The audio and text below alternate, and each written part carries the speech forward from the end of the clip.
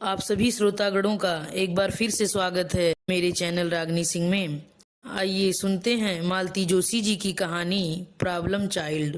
यह कहानी ऐसी कहानी है जिसे पढ़कर या सुनकर ऐसा नहीं लगता कि इसमें काल्पनिकता है। ऐसा लगता है जैसे ये हमारी आपकी जीवन से मिलती जुलती बातें हो। तो चलिए शुरू करते हैं कहानी प्रॉब्लम चाइल्ड। जैसे ही दरवाजा खुला, आलोक ने तस्वीरों वाली किताब से चेहरा ढक लिया। योजना थी कि जैसे ही गुड़िया किताब के लिए हाथ बढ़ाएगी, वह उसे लपक कर गोद में उठा लेगा। अपनी रानी बिटिया को देखे हुए पूरे 8 दिन हो गए थे। अब एक एक क्षण उसे भारी पड़ रहा था। लेकिन दरवाजा गुड़िया ने नहीं, उसकी माँ ने खोला। यह तो उसे पहले ही समझ लेना चाहिए था। गुड़िया भला इतनी देर लगाती है? वह तो जैसे घंटी पर कान लगाए रहती है। निम्मो, जरा सामान देखना, मैं उन सज्जन को रवाना कर दूं, आलोक ने अपना बैग पकड़ाते हुए कहा। लेकिन वह जब ऑटो के पैसे देकर वापस आया, तब भी सूटकेस और बैग वहीं दरवाजे में पड़े हुए थे। वह तो टकराते टकराते बचा। निम्मो, जरा फर्स्ट क्लास चाय तो बनाना, मैं भी नहा कर आया। वो डीजल गाड़ियों की घरघराहट से सर एकदम भन्नाने लगा है, कहते हुए आलोक ने अपना कोट उतारकर निरुपमा के कंधे पर टांगा और बाथरूम में घुस गया। नहाकर वह तौलिया लपेटे ही बाहर निकला। जानता था कपड़े तो बिस्तर पर रखे ही मिलेंगे, पर बेडरूम में पहुंचकर निराशा ही हाथ लगी। निम्मो, मेरे कपड़े, वह चिल्लाया। रैक पर रखे हैं, किचन से आवाज आई। और कुर्ता पजामा कहाँ है? अलमारी में देख लो ना, चिल्ला क्यों रहे हो? मुझे चाय भी तो बनानी है। उसका मन खट्टा हो गया। 8 दिन के उबाऊ टूर के बाद यह स्वागत हो रहा है। बिटिया तो घर से नदारद ही है, उसकी माँ भी कोई खास तवज्जो नहीं दे रही है, और इन्हीं लोगों के लिए वह खटता रहता है, जंगलों की खाक छानता फिरता है। चाय वहीं बेडरूम में आ ही गई, साथ में नाश्ता भी था, पर निरुपमा का मुंह ही सूजा हुआ था। बात क्या है निम्मो? उसने कप उठाते हुए पूछा। क्या थका हारा पति एक मुस्कान का भी हकदार नहीं है?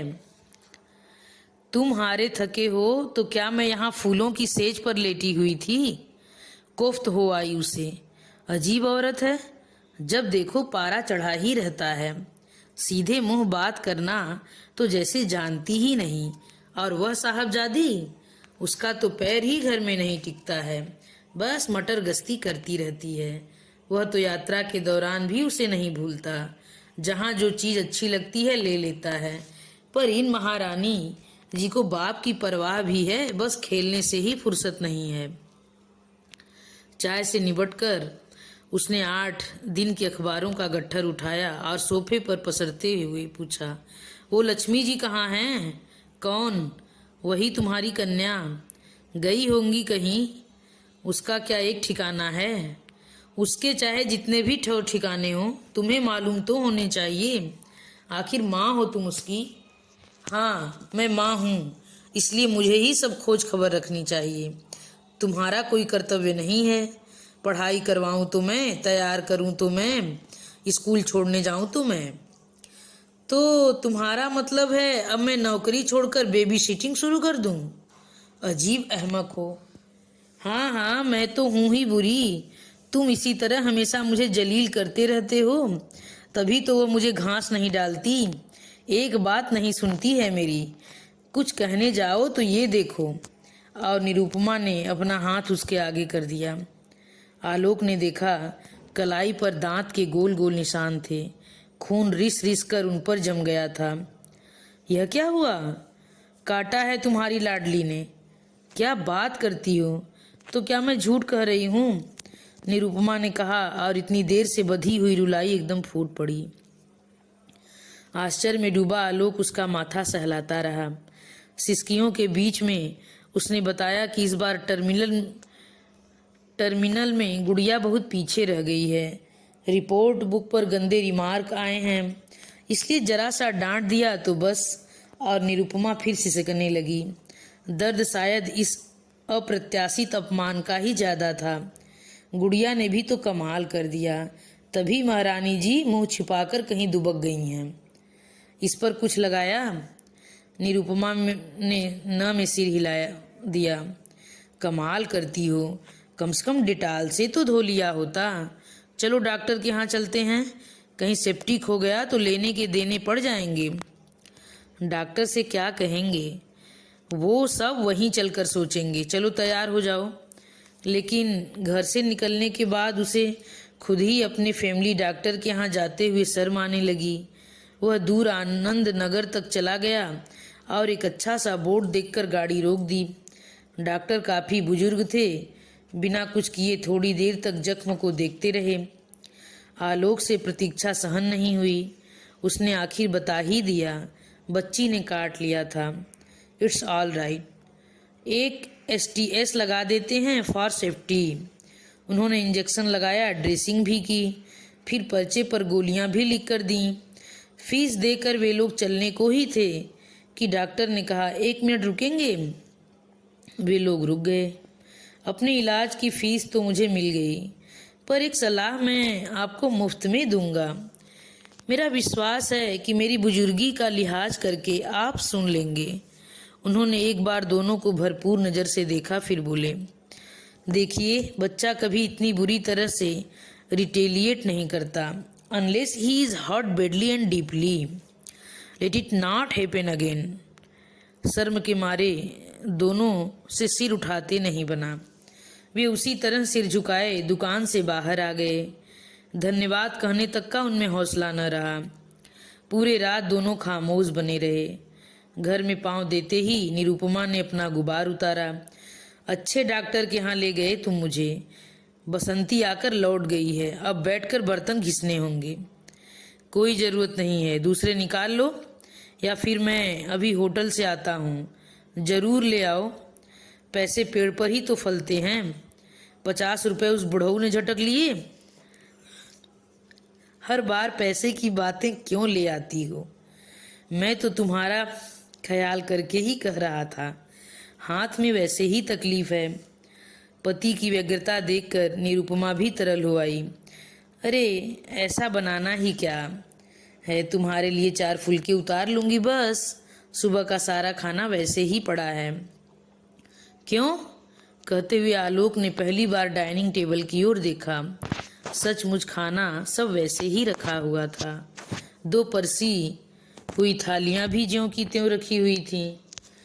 उसने पास जाकर देखा, गोभी आलू की सब्जी, टमाटर की चटनी, मटर पुलाव और नमकीन पूरियाँ।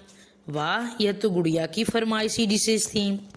पापा टूर पर होते हैं तो खाना गुड़िया की पसंद का ही बनता है। और ऐसा मनपसंद खाना अनछुआ कैसे रह गया? क्या लड़की दोपहर से ही गायब है? निरुपमा, वह गुर्राया। गुस्से में होता है तो पूरा नाम लेकर ही बुलाता है। निरुपमा ने सशंक नेत्रों से उसकी ओर देखा। तुम्हें सिर्फ बसंती की पड़ी है, जरा अपनी लाडली के बारे में भी तो सोचो। ऐसा तो नहीं कि हमारे पीछे आई हो और ताला देखकर लौट गई हो। देखती हूँ शायद पड़ोस में बैठी हो। नहीं, पड़ोस में होती तो मुझे देखकर दौड़ी चली आती। मैं जरा सामने वाले ब्लॉक तक पूछ आता हूँ। पर उप्पल के यहाँ मत जाना, कल को मिसेज उप्पल सब और कहती फिरेंगी कि इन्हें अपनी बच्ची का भी होश नहीं है। कहने को तो वे यह भी कह सकती हैं कि लड़की सारी शाम हमारे यहाँ बैठी रही और कोई पूछने भी नहीं आया। तुम भी पता नहीं किस किस बात का प्रेस्टीज इश्यू बना लेती हो। अच्छा, तुम अब भाषण तो मत दो, मैं पड़ोस के विष को भेज रही हूँ। वैसे भी बच्चे इतनी देर बाहर खेलते अच्छे नहीं लगते। दिया बाती से पहले घर आ जाना चाहिए। ये भाषण भी अपनी लाडली को ही सुनाना, मुझे तो वह कुछ गिनती ही नहीं। आलोक फिर चुप हो गया। कुछ देर तक घर में सन्नाटा छा गया। केवल किचन में खटर पटर की आवाज़ें आती रहीं। उन्हीं की ताल पर आलोक सोचता रहा, पता नहीं कहाँ क्या कमी रह जाती है कि गुड़िया धीरे धीरे एक प्रॉब्लम चाइल्ड बनती जा रही है।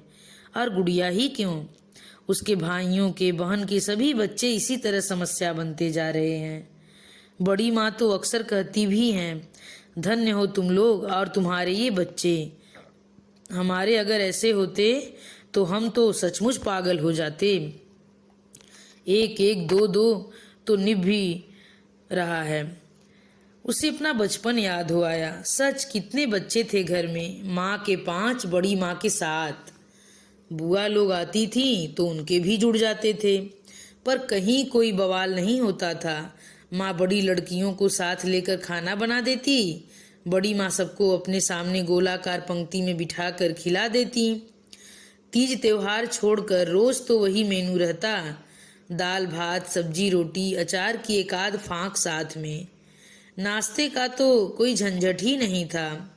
सुबह का स्कूल हुआ तो रात की रोटी दूध में मिड़ कर खा ली। दोपहर का स्कूल हुआ तो स्कूल से लौटकर सुबह की सब्जी रोटी खा ली।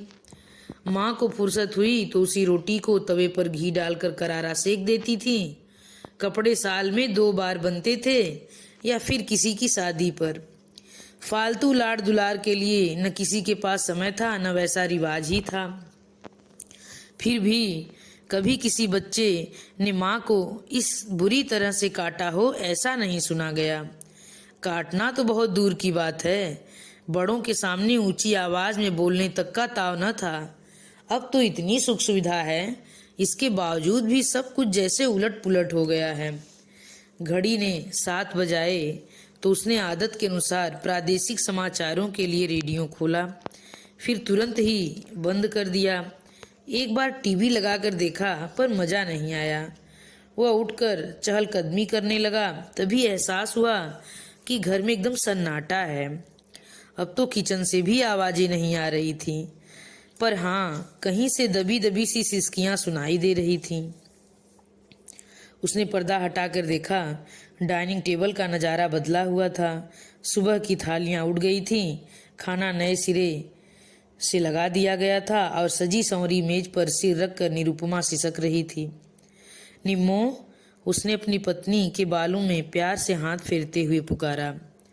कितनी ललक से मैंने दोपहर का खाना बनाया था, उसने सुबकते हुए कहा, पर लड़की ने एक कौर भी मुंह में नहीं लिया। सुबह दूध के साथ 2 बिस्कुट खाए थे, उसी पर चल रही है। पता नहीं स्कूल में टिफिन भी खाया था या नहीं। हफ्ते में 3 दिन तो अनछुआ ही वापस आ जाता है। इन्हें खाने की भी सुध नहीं रहती। आलोक को इस बात पर गुस्सा आया कि इन्हें सिर्फ गुड़िया का रिपोर्ट कार्ड देखने की जल्दी थी। टिफिन से इनका कोई मतलब नहीं था, लेकिन वह जब्त कर गया। निरुपमा को और रुलाने का उसका मन नहीं था। एक कुर्सी खींचकर वह उसके पास बैठ गया और मुलायम स्वर में बोला, निम्मो, मुझे सच सच बताओ कि क्या हुआ था। बताया तो था। नहीं, पूरा सच बताओ। वह कोई पागल नहीं है कि ऐसे काटेगी। कुछ तो हुआ होगा। मैं उसकी थाली खींच ली थी। क्यों? वह मेरा मुंह चढ़ा रही थी। क्या बात करती हो? वह भला ऐसा क्यों करेगी? डांट दिया था मैंने। पर क्यों? उसकी रिपोर्ट कार्ड देखो तब पता चलेगा। तब तुम भी अपने को रोक नहीं पाओगे। पर यह काम खाने के बाद भी तो किया जा सकता था। खाने के बाद वह रुकती है घर में? 1 मिनट को तो उसका पाँव घर में ठहरता नहीं है। स्कूल का काम ही मैं कैसे करवाती हूँ, यह सब मेरा भगवान ही जानता है। वह घर से इस तरह भागी भागी क्यों फिरती हो जानती हो? तुम्हारा 8 पहर का टोकना उसे रास नहीं आता, चिढ़ जाती है वह। मुझे कोई शौक है चिल्लाने का? और कौन कौन से माँ बाप हैं जो बच्चों को नहीं डांटते?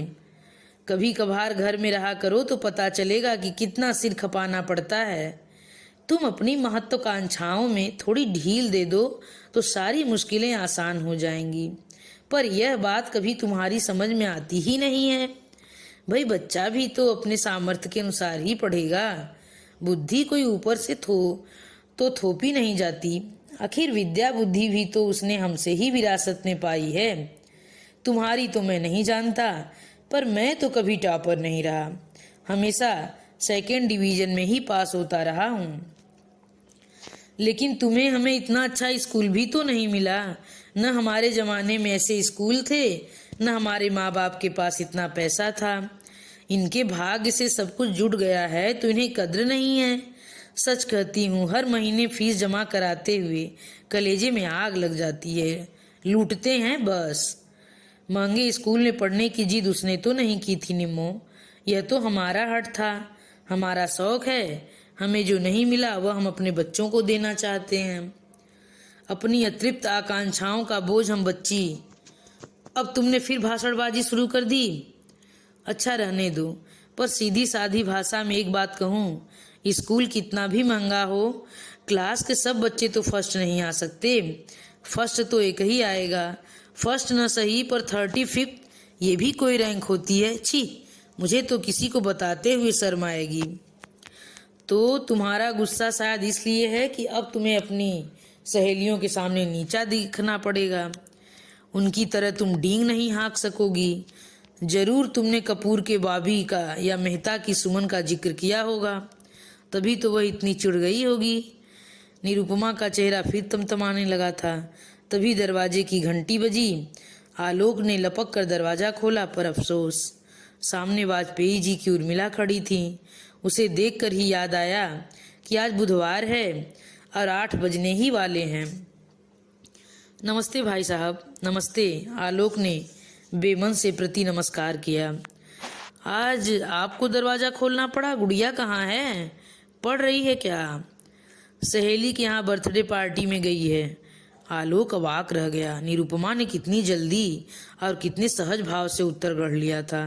काश यही सच होता। वैसे उर्मिला को सच झूठ से कोई सरोकार नहीं था। उसने तो मात्र औपचारिकता बरती थी। उसे तो चित्रहार से मतलब था। आंधी हो या तूफान, वह चित्रहार देखने जरूर आती है। शुक्रवार बुधवार उसका आना नियम सा हो गया था, पर इससे पहले कभी इतना अखरा नहीं था। टीवी पर विज्ञापन आने शुरू हो गए थे। आलोक के कान दरवाजे पर लग गए। कहीं भी खेलती रहे लड़की विज्ञापन के समय उसका घर में आना निश्चित था। इसी विश्वास के बल पर वह इतनी देर से अपने को रोके हुए था। उसकी प्रतीक्षा करते हुए मन ही मन अपना पार्ट दोहरा रहा था। क्या करेगा वह? पहले डांटेगा या प्यार करेगा? पहली डांट रिजल्ट के लिए होगी या बदतमीजी के लिए? सजा के तौर पर वह खिलौने आज नहीं देगा। तस्वीरों वाली किताब तो वह देख ही लेगी सामने जो पड़ी है, या उसे भी छुपा देना ठीक होगा। खैर, यह सब तो बाद में सोचा जाएगा। सबसे पहले तो उसे जी भर कर विज्ञापन देखने देगा। लड़की जैसे जान छिड़कती है उस पर। उसकी तो जैसे समाधि लग जाती है, पलक तक नहीं झपकाती। स्कूल से उपहार स्वरूप मिली जुओं के निष्कासन के लिए निरुपमा को यह समय उपयुक्त लगता है। लड़की जगह से हिलती भी नहीं है। जैसे ही पहला गाना समाप्त हुआ, आलोक का धीरज जवाब दे गया। उसने स्कूटर की चाबी उठाई और चप्पल पहनकर बाहर आ गया। निरुपमा भी उसके पीछे भागी भागी आई। कहाँ जा रहे हो? कहीं तो जाना पड़ेगा। तुम्हारा विशु तो अभी तक कोई समाचार नहीं लाया। मैं देखती हूँ जाकर कि वह गया भी था कहीं या नहीं। रहने दो, अब तो मैं जा रहा हूँ। बस अब तुम घर बैठकर यही मनाओ कि वह कॉलोनी में ही किसी के घर बैठी हो। कहीं सड़क पर निकल गई होगी तो भगवान ही मालिक है। कैसा तो ट्रैफिक रहता है वहाँ। प्लीज। निरुपमा ने उसके मुंह पर हाथ रख दिया। अब कुछ उल्टा सीधा तो मत बोलो, दिमाग वैसे ही खराब हो रहा है। तुम्हारे दिमाग के बारे में तो अब मुझे भी कोई शक नहीं रह गया। लड़की कैसी मन स्थिति में बाहर गई है इसका भी तुम्हें होश नहीं है। मुंह फुलाकर घर में बैठी रही। निरुपमा को सुबकता हुआ छोड़कर उसने स्कूटर स्टार्ट कर दिया। पहले तो पार्क तक छोटा सा चक्कर लगाकर देख लिया, शायद डर के मारे कहीं दुबकी बैठी हो, पर वहाँ एकदम सन्नाटा था। फिर उसने परिचितों के, गुड़िया के दोस्तों के दरवाजे खटखटाना शुरू किए। 4-5 लोगों का चित्रहार खराब करने के बाद एक जगह सुराग मिला। वर्मा जी की पिंकी ने बताया, हमसे तो अंकल आज वह कुट्टी हो गई थी। पार्क में भी पूनम के साथ खेलती रही। पूनम कौन? कहाँ रहती है? उसने अधीर होकर पूछा। वो उधर बड़ा सा पीला मकान है ना, गुलमोहर का पेड़ भी है। पिंकी अता पता बताने की कोशिश करने लगी, तो वर्मा जी ने मदद की। अरे चतुर्वेदी एडवोकेट वीड़ा नर्सिंग होम के सामने। थैंक यू सर, मैं समझ गया। And sorry to disturb you. पर वो क्या है कि पार्क से अब तक घर नहीं लौटी तो चिंता तो हो ही जाती है। बट नेचुरल, उन्होंने कहा। उन्हें फिर एक बार धन्यवाद देकर वह सड़क पर आ गया। लोगों को धन्यवाद देकर और सॉरी टू डिस्टर्ब यू कहकर उसकी जुबान दुखाई थी। अब चतुर्वेदी जी के यहाँ जाकर फिर वही सब दोहराना पड़ेगा। ईश्वर करे वह उसका अंतिम पड़ाव हो। अगर गुड़िया वहाँ भी नहीं हुई तो। उसे निरुपमा पर बहुत गुस्सा आ रहा था। कैसी अजीब परिस्थिति में डाल दिया है उसे। खुद तो घर बैठी बिसुर रही है, लोगों की सवालिया निगाहें झेलनी पड़ रही हैं आलोक को। चतुर्वेदी जी का घर ढूंढना मुश्किल नहीं था। आते जाते कई बार बोर्ड देखा था। उनके घर के सामने पहुंचकर उसने एक गहरी सांस भरी। अब तक जहां भी गया था वे जाने पहचाने चेहरे थे, पर नई जगह जाकर क्या कहेगा, कैसे अपना परिचय देगा। जी मैं गुड़िया का नहीं, गुड़िया कहने से तो वह नाराज होती है। बच्चे बाद में चिढ़ाते जो हैं। तो मैं कहूँगा कि मैं मोनिका का पिता हूँ, आलोक शर्मा। दरअसल हमें भी पता चला है कि आपकी बेबी के साथ मेरी बेटी पार्क में खेल रही थी। क्या वह उसके साथ यहाँ आई है? क्या आप बता सकते हैं वह कहाँ गई है? अपने संवादों का मन ही मन रिहर्सल करते हुए उसने धीरे से गेट खोला। इसके बाद उसे कुछ सोचना ही नहीं पड़ा। दो नन्हे नन्हे हाथों ने उसे भींच लिया। उसने लपक कर उसे गोद में उठा लिया। गुड़िया ही थी वह।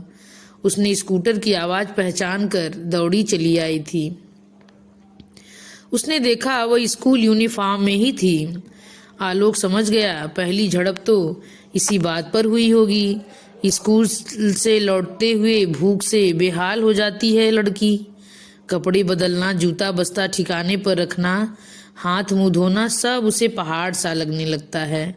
पर निरुपमा कभी रियायत नहीं देती। फिर कभी कभी वह भी जिद पर आ जाती है। माँ की लड़की जो ठहरी।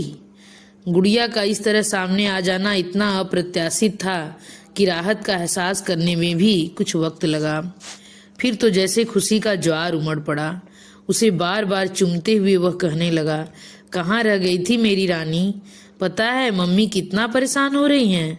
तुम्हें पता नहीं था कि आज पापा आने वाले हैं, और पापा को अगर अपनी गुड़िया न मिले तो कितना बुरा लगता है। चलो अब जल्दी घर चलो, मम्मी बेचारी रो रो कर हलकान हुई जा रही हैं। दादी माँ मैं जाऊं? गुड़िया ने कहा तो उसे होश आया कि वह दूसरों के दरवाजे पर खड़ा है और शिष्टाचार भी कोई चीज होती है। उसने देखा एक बुजुर्ग सी महिला दरवाजे पर खड़ी थी। अगल बगल दो नन्हे भाई बहन भी थे जो कौतूहल से आलोक को देख रहे थे। पूनम ये मेरे पापा हैं, गुड़िया ने हुलस कर कहा। अच्छा हुआ बेटा जो तुम आ गए। बच्चों की दादी अब नीचे उतर आई थी। मैं तो परेशान हो रही थी कि इसे घर कैसे भिजवाऊं। मुझे तो रात में ठीक से नजर भी नहीं आता। बहू और बेटा दोनों एक शादी में गए हैं, उन्हीं का इंतजार कर रही थी। अब इतनी बुजुर्ग महिला को वह धन्यवाद भी क्या दे। विनम्र स्वर में बोला, मैं बहुत शर्मिंदा हूँ। दरअसल आंटी हमें पता ही नहीं था कि यह यहाँ होगी। हम तो पास पड़ोस में ही ढूंढ रहे थे। वो तो अभी किसी ने बताया तो मालूम हुआ। इसने आपको तंग तो नहीं किया? अरे नहीं, यह तो बड़ी प्यारी बच्ची है। बस तीनों मिलकर मजे से कहानी सुनते रहे। वाह, फिर तो गुड़िया को खूब मजा आया होगा। अच्छा बेटे अब दादी माँ को प्रणाम करो, अपने दोस्तों को टाटा करो। पूनम बेटे भैया को लेकर कभी हमारे यहाँ भी आना। सारी औपचारिकताएं पूरी करके वह बाहर आया। गुड़िया को गोद से उतारकर गाड़ी स्टार्ट करने ही वाला था कि लगा पीछे कोई खड़ा है। देखा बच्चों की दादी ही थी। एक बात कहनी है बेटे। आलोक ने सांस रोक ली। निरुपमा ने आज अच्छा तमाशा बनाया है। शाम को डॉक्टर साहब ने डोज पिलाया था, अब यह नितांत अपरिचित महिला भी उपदेश देने वाली हैं। वो अदब के साथ खड़ा हो गया, पर उन्होंने बस इतना ही कहा, देखो बेटा घर पर जाकर डांट डपट मत करना, उसकी कोई गलती नहीं है। दरअसल मैंने ही उसे रोक लिया था। अकेले भेजने की हिम्मत नहीं पड़ी। लड़की पहले से ही डरी हुई है, इसलिए समझा रही हूँ। तुम बुरा मत मानना बेटा, पर एक बात ध्यान में रखो, बच्चों पर माँ बाप का रौब तो होना ही चाहिए। बहुत जरूरी है वो, पर उसके मन में दहशत नहीं होनी चाहिए, खौफ नहीं होना चाहिए, नहीं तो वे ठीक से पनपते नहीं हैं। आलोक ने राहत की सांस ली। चलो, सस्ते में जान छूटी। इतनी सी बात तो वह झेल सकता है, पर कहीं अगर वे पूरी बात जान पाती तो तब तो अच्छा खासा प्रवचन सुनना पड़ता। हेडलाइट की रोशनी में उसने दूर से ही देख लिया था। निरुपमा बरामदे की सीढ़ियों पर बैठी हुई थी। उन लोगों के पहुंचते ही वह दौड़ी चली आई। गुड़िया को उठाकर उसने छाती में भींच लिया, उस पर चुंबनों की बौछार कर दी। साथ में वह रोती भी जा रही थी। कहाँ रह गई थी मेरी बच्ची तू? मम्मी को कितना इंतजार करवाया, मम्मी से रूठ कर गई थी तू। ऐसे भी रूठता है कोई? मम्मी कितना रोई है पता है? गुड़िया बड़े मजे से माँ की गलबाहियाँ देकर प्यार की उस फुहार में भीग रही थी। उसी समय पास पड़ोस के घरों से संगीत की परिचित धुन सुनाई दी। शायद दूरदर्शन पर समाचार समाप्त हो गए थे। गुड़िया माँ की गोद से सर से नीचे उतरी और तीर की तरह भीतर चली गई। ओ माँ! निरुपमा ने जोर से सिसकारी भरी। उतरने की हड़बड़ी में गुड़िया ने शायद उसका जख्मी हाथ दुखा दिया था। देखा कैसी दुष्ट है। यहाँ तो हम रो रो कर बेहाल हुए जा रहे हैं और उसे टीवी की पड़ी है। टेक इट इजी डार्लिंग, आलोक ने उसकी पीठ थपथपा कर कहा। सच तो यह था कि वह बेहद थक गया था। अब और नाटक झेलने की ताकत उसमें नहीं थी। गुड़िया टीवी के सामने आसन लगाकर बैठ गई थी। ट्यूबलाइट के उजले प्रकाश में निरुपमा ने देखा तो चीख उठी। हाय मैं मर जाऊं, तू क्या ऐसी भूतनी सी चतुर्वेदियों के यहाँ गई थी? तुम्हें किसने बताया? आलोक ने पूछा। वर्मा जी का सुनील आया था, कह रहा था पापा ने भेजा है ताकि आप जिक्र न करें। It is was very thoughtful of him, पर इसे तो देखो। रिलैक्स निम्मो, चतुर्वेदी जी कोई तोप नहीं है, उनके भी बच्चे हैं, वे भी यूनिफॉर्म पहनते हैं। और सबसे बड़ी बात यह है कि मिसेस चतुर्वेदी घर पर नहीं थी, इसलिए तुम्हें डरने की जरूरत नहीं है।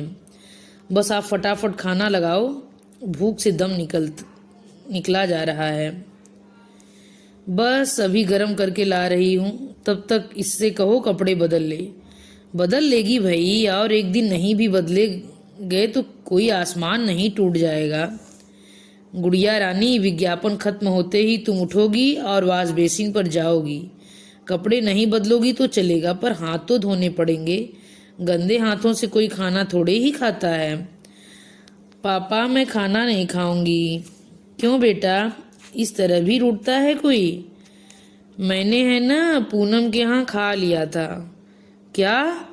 निरुपमा इतनी जोर से चीखी कि लड़की बेचारी सहम गई। रुहासे स्वर में बोली, मैंने तो मना किया था, पर दादी बोली बड़ों का कहना मानते हैं, जिद नहीं करते, फिर मैंने खा लिया। बेचारी, बड़ों का कहना न मानती तो क्या करती? भूख से आंतें कुलबुला रही होंगी। आलोक का जी भर आया, पर निरुपमा ने तो जैसे तूफान मचा रखा था। यहाँ हम सुबह से हलकान हो रहे हैं, अन्न का एक दाना तक मुंह में नहीं दिया, तब से बैठे बस भगवान को मना रहे हैं, और इस महारानी को देखो। अब बस भी करो। आलोक जोर से गुर्राया, तब जाकर उसका भुनभुनाना बंद हुआ। उसने खा लिया तो ठीक है, पर अब मेरे पेट में भी तो कुछ डालो। तुम तो ऐसे कह रहे हो जैसे 56 भोग खाकर बैठी हूँ। आलोक ने उत्तर नहीं दिया। अब किस किस बात का जवाब दे वह? खाना खाते समय भी वह चुप ही था। 4-5 कौर चुपचाप निगलने के बाद एकाएक निरुपमा बोली, सुनाओ। उसने सचमुच खा तो लिया होगा ना? बच्चे झूठ नहीं बोलते। नहीं, मेरा मतलब है वह पता नहीं कैसा खाना मिला हो। देखो निरुपमा, उनके यहाँ भी बच्चे हैं और इसी एज ग्रुप के हैं, इसलिए खाना भी बच्चों के लायक ही बना होगा। भूखी होती तो अपने साथ खा न लेती। खैर, भूखी क्यों रहेगी, वहाँ तो खा ही लिया होगा। वहाँ नखरे उठाने वाला ही कौन था? यहाँ तो मम्मी बैठी है ना, मम्मी को तंग करने की तो उसने जैसे कसम खा रखी है। निम्मो, तुम भी कमाल की चीज हो। भगवान ने तुम्हें बड़ी फुर्सत में बनाया है। क्या हुआ? सोचता हूँ तुम पर एक थीसिस लिख डालूं। पिछले साल रेवती बीएड के लिए प्रॉब्लम चाइल्ड की एक फाइल तैयार कर रही थी, याद है? खूब याद है। तुमने कहा था कि एक प्रॉब्लम चाइल्ड तो अपने घर में ही मौजूद है। निरुपमा ने मुंह फुलाकर कहा।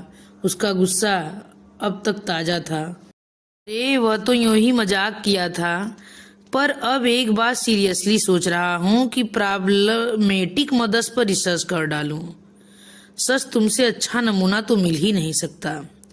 निरुपमा ने आंखें तरेर कर उसकी ओर देखा।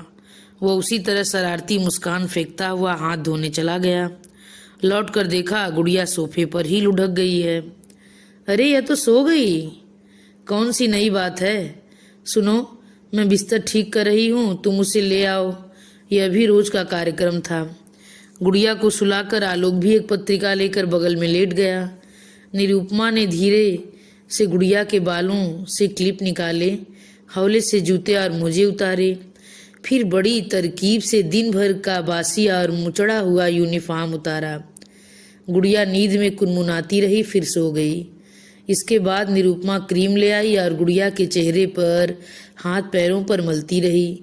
फिर उंगलियों के पोरों को तेल में डुबोकर वह उसके बाल सहलाती रही। सारा कार्यक्रम हो जाने के बाद उसने धीरे से उसका माथा चूम लिया। आलोक को पता ही नहीं चला कि पत्रिका कब उसके हाथ से फिसल गई। वह तो मंत्रमुग्ध की तरह माँ बेटी को देखे जा रहा था। निम्मो, उसने भावुक होकर कहा, इस प्यार का चौथा हिस्सा भी तुम इसे जागते में दे सकोगी तो इसकी काया पलट कर दोगी। तुम्हें खुद विश्वास नहीं आएगा कि यह तुम्हारी गुड़िया है जो रात दिन तुम्हें तंग किए रहती है थी।